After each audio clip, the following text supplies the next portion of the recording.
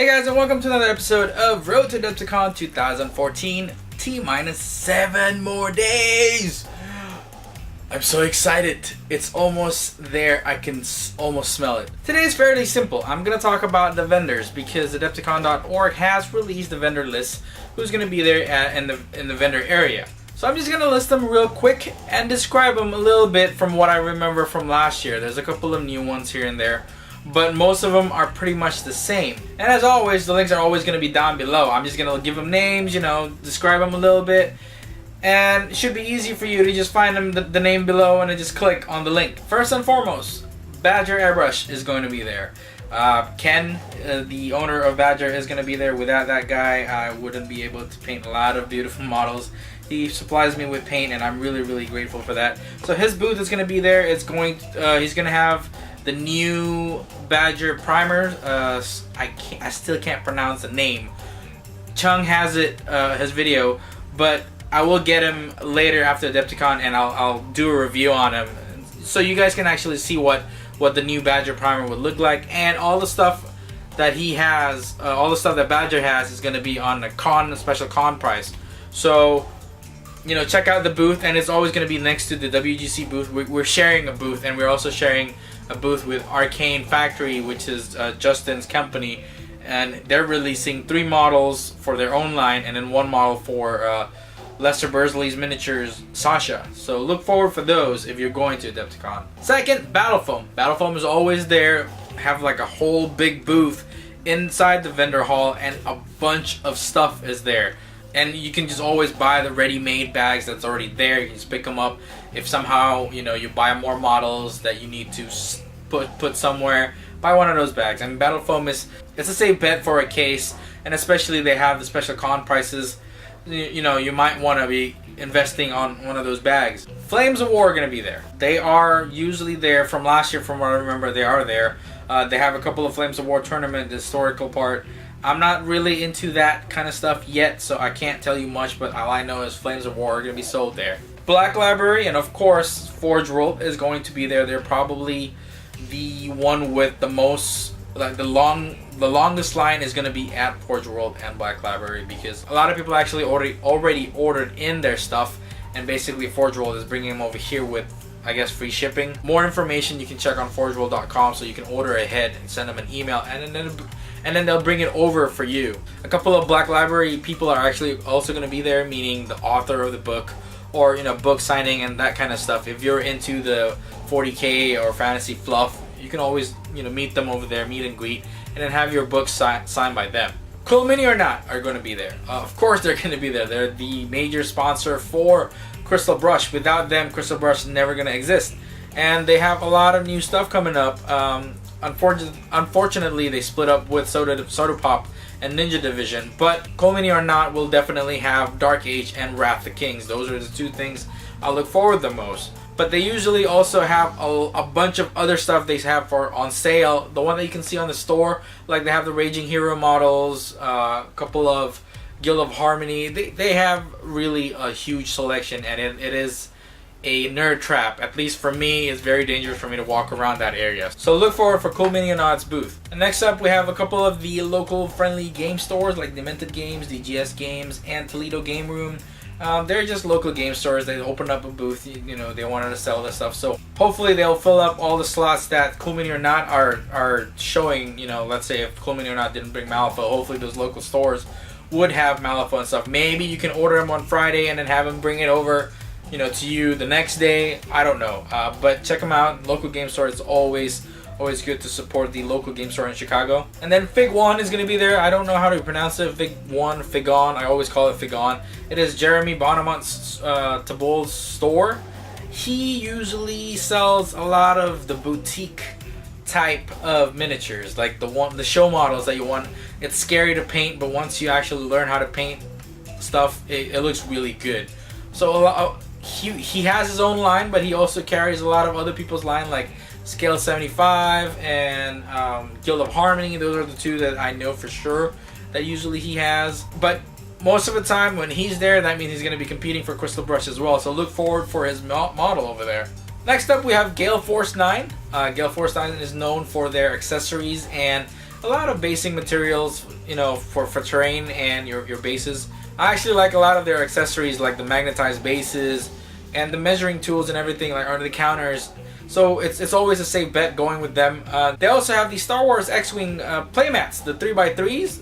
You might, you know, if you want to pick up one, you can always go to their booth and then just pick one up. I believe they are about $39.99. They might have con prices, I don't know. And let's not forget about Geek Nation Tour. And we can't forget about Geek Nation Tour. I'm not too familiar with it, but there is a very special deal with Adepticon for those who's actually involved, well, paid to get into that particular tour, where you get a VIP entrance. Like, instead of shopping on starting from Friday at 9 a.m., if you are a VIG, very important gamer, and you're also part of the Geek Nation Tour, you get to shop from Thursday. I don't really remember what time you start, but you get to shop one day earlier than everybody else. So if you have Forge World orders and you don't want to wait in line on Friday morning, where the line is usually the longest, you want to go, you know, with a VIG, but I believe the ticket's already gone. So if you're part of that, you get to get in early.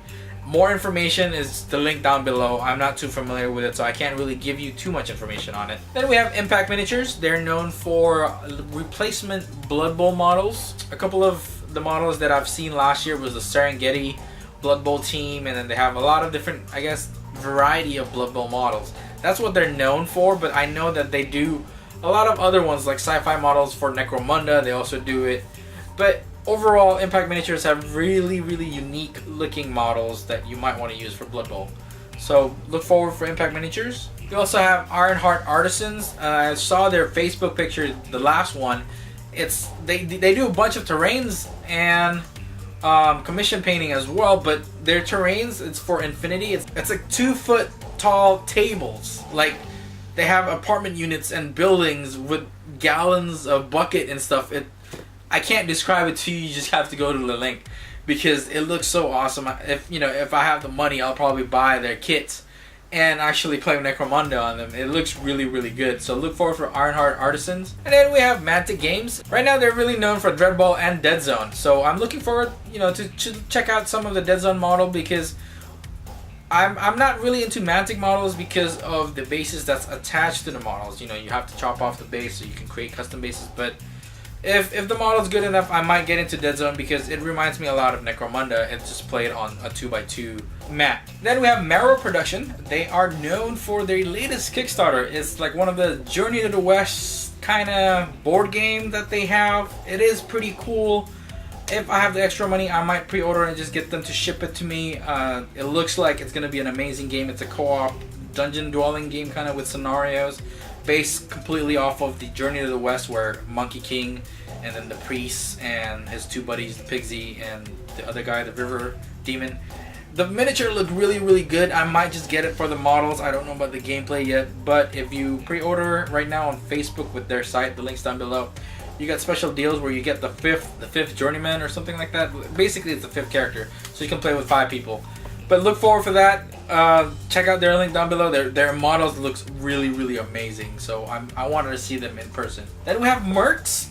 I am kind of interested in it because some of the model looks good. I wanted to get a demo probably if I have time.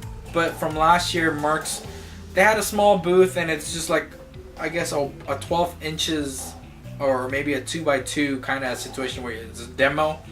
I wanted to see if I can get a demo probably real quick to see how the gameplay is. I might get into it, I might not, depends, because there's a lot of games that I want to get into. And I've already mentioned Soda Pop Miniature. They're going to be bringing their Relic Knight boxes. Basically, the production is done for them on certain models. So they're bringing the battle boxes, basically the one that you can buy as a starter set of each faction, and they wanted to show people the quality of the models. And they're also going to be doing demos of Relic Knights, but of course they're going to have Soda Pop Miniatures and Robotech models over there as well. Basically, they're doing a lot of the stuff that they used to do with Cool Mini or Not. Now it's split up completely. So look forward for Relic Knight demos, Super Dungeon Explorer demos, and Robotech demos, and probably some other games that they have. Like, I forgot, I think it was called something Bento. It was a card game. I'm not really entirely sure, but the link is down below. And then we have Wild West Exodus. I'm looking forward to see if they have the models that are based off of the Firefly crew, I want to probably, get my hands on those. It's like 70 bucks for 8 models. Not bad, and it is from the same company that made the plastics for Malifaux, the new Malifaux stuff. So, I'm probably not going to play them, but I really wanted to. I got into Firefly recently, and I wanted to, just paint up the models. They look really cool. Then there's Privateer Press. I didn't remember seeing them last year, because if they did have a booth, they usually have a really fancy display, but I didn't remember seeing them last year. I might have missed them somewhere.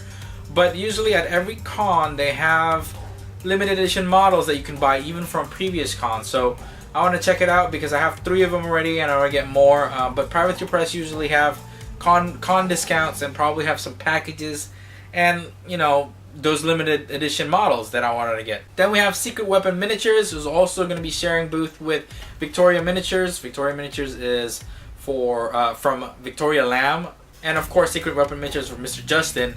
They have fancy bases, resin bases, and then display bases. They also do weathering products and stuff like that. I'm looking forward to see if they have anything new, but they don't really have any packaging, or they don't really have any package price, but they do have con discounts that's put into your swag bag. I believe they also, Secret Weapon Miniatures also did a discount for the people who couldn't go to the con, so they just give out the discount code for people to purchase online. So I think that's kind of cool. I didn't get to see them last year, but they have Smooth On products. Basically it's for casting stuff. I might get a couple of products. I don't know if I can bring them back. Hopefully if I can. If not, I'll just ask them to ship it to me. But I want to try to start casting, my own bases and stuff. Or maybe even terrain pieces, because I got into clear resin stuff to create water effect and whatnot. It looked pretty cool, and soon, I'm gonna have my own gaming table at home. I want to create some pretty cool looking terrain and stuff. So look forward for Smooth On. Then we have Spiky Bits. Spiky Bits is known for their online sales. They used to sell bits before, but now GW completely changed that policy, so they can't do it anymore.